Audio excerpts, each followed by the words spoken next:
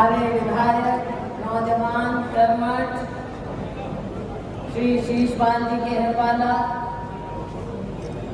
हमारे साथी ओम प्रकाश जी केहरवाला, यहाँ पर उपस्थित हमारे पूर्व सांसद श्री चरणजीत सिंह जी रोड़ी, हमारे पूर्व विधायक श्री भरत सिंह गंडीवाल, पूर्व विधायक रणधीर सिंह जी भीरा,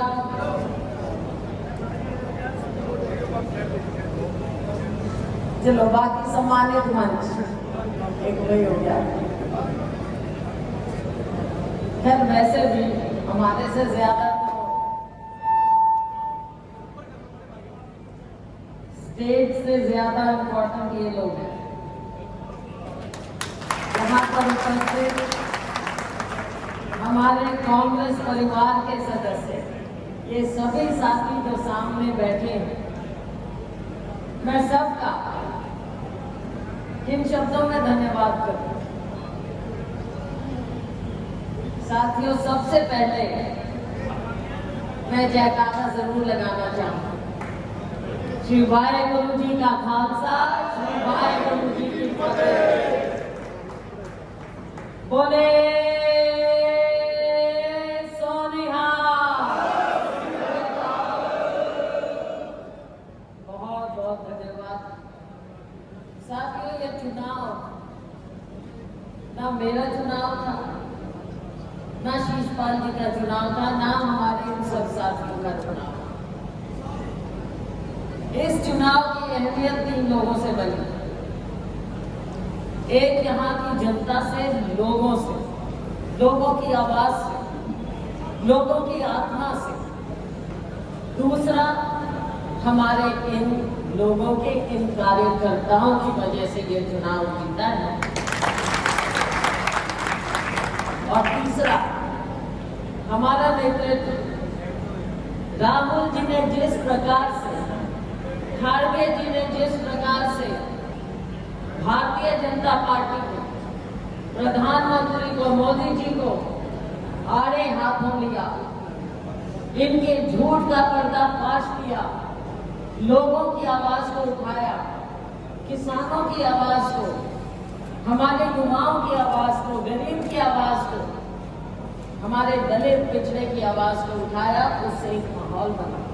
लोगों ने देखा कि 10 साल से कैसे भारतीय जनता पार्टी ने लोगों के सामने एक ढोंग रचा है। किसानों की बात करें, किसान बैठा रहा गर्मी में, सर्दी में, बारिश में, उनको झूठ बोलकर उन्हें उठा दिया। कहा आपके एमएसपी को हम करेंगे, कमेटी बनाएंगे। आज तक ना कोई कमेटी बनी, ना कोई बात हो। और साथियों, फिर भी बात नहीं आते। जब देश के लोगों ने इनको आईना दिखाया, 400 की बात करते थे, 400 बात करेंगे, 370 भाजपा लेगी, झूठ आ गई ना सामने। कितना झूठ बोलो, कभी तो गड़ा पड़ता है। तो बताओ, कहाँ 400, कहाँ 370, कहाँ 240, 250 तक भी नहीं पहुंचे। ये तो झूठ की झूठ में चलती रही, वरना वही हाल होता था जो 75-40 का हुआ।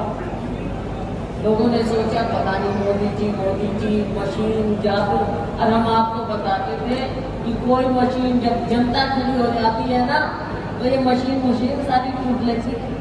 और इस बार यही हुआ। एसी फेल कर दिया आप लोगों ने, आपको संख्या। मैंने कहा कि भाई हमारे साथियों ने इतनी गर्मी में काम किया है, अब कम से कम जब धन्यवाद करें तो एक एसी और कर लियो।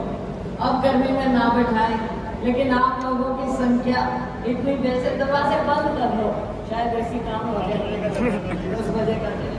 तो मैं क्या, कम से कम एसी हॉल में बैठाओ सबको, भाई चाय पकौड़े खिलाओ तो आराम से बैठे।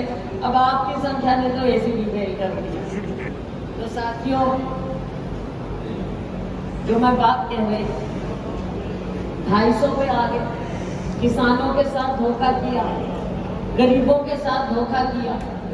अब जैसे ही इनकी सरकार इन्होंने बनाई जोड़ तोड़ करके, क्या कहते हैं ये किसान भाइयों की बात, क्या कहते हैं कि मोदी जी का पहला फैसला किसानों के लिए हुआ है और इनके लिए फाइल साइन की है कि इनकी किस्त इनको मिले। अब इस बात से फिर भी ये गुमराह करने से बाज नहीं आते।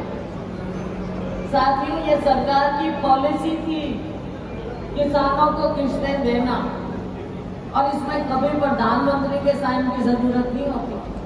जो पॉलिसी बन गई है किसानों को अपने आप साल में 3 बार देते हैं, 4 बार 3 बार देते हैं, 3 बार देते हैं। अब वो देनी थी, अब कह रहे जी हमने दे दी, तो पहले भी तो मिल गई, तो कौन सी नई बात करती किसानों के लिए। किसानों के लिए हम तब मानते कि प्रधानमंत्री बनते ही सबसे पहले ऐलान करते कि हम किसानों के एमएसपी का कानूनी दर्जा देंगे, तो हम मानते कि आप हितैषी हो किसानों। लेकिन इन्होंने अपना ड्रामा करने से बाज नहीं आना। गरीबों की बात सुन लो, हम पूछते थे कि कितने लोगों को प्लॉट मिले, कितनों के मकान बनाए, तो मैं देख रही थी कि नतीजे आने के बाद ये कह रहे हैं मकान बनाएंगे। और खट्टर जी जो यहाँ के मुख्यमंत्री थे, उनको महकमा मिला है आवास, जो मेरे पास पहले होता था। मेरे पास था ये महकमा, हमने पैसा दिया था सिरसा के लिए, आज तक उन्होंने वो पैसा 10 साल में इस्तेमाल नहीं किया लोगों के आवास के लिए शहरों में। और साथियों, प्लॉटों की बात वो भी मैं पढ़ रही थी। चुनाव के बाद मुख्यमंत्री कहने लगे, हरियाणा के मुख्यमंत्री कि हम 100 गज के प्लॉट देंगे। मुझे ये बताओ, हम सवाल पूछते थे, हर गांव में पूछते थे, उन्होंने कहा अब हम 100 गज के प्लॉट देंगे। अब कौन से 10 साल में क्यों नहीं किए इन्होंने? 10 साल मिले थे, कोई प्लॉट नहीं दिए गरीबों के। अब कह रहे हैं फिर से पंजीकरण करेंगे। पहले इनका हिसाब पूछना, आप जब जाओगे सदन में, विधानसभा में, आप पूछना कि आपने कितनी बार पंजीकरण किया है। पंजीकरण करते रहे और प्लॉट एक भी नहीं दिया, एक आवास नहीं दिया गरीबों को। हर बात में इन्होंने गलत बोला है। हर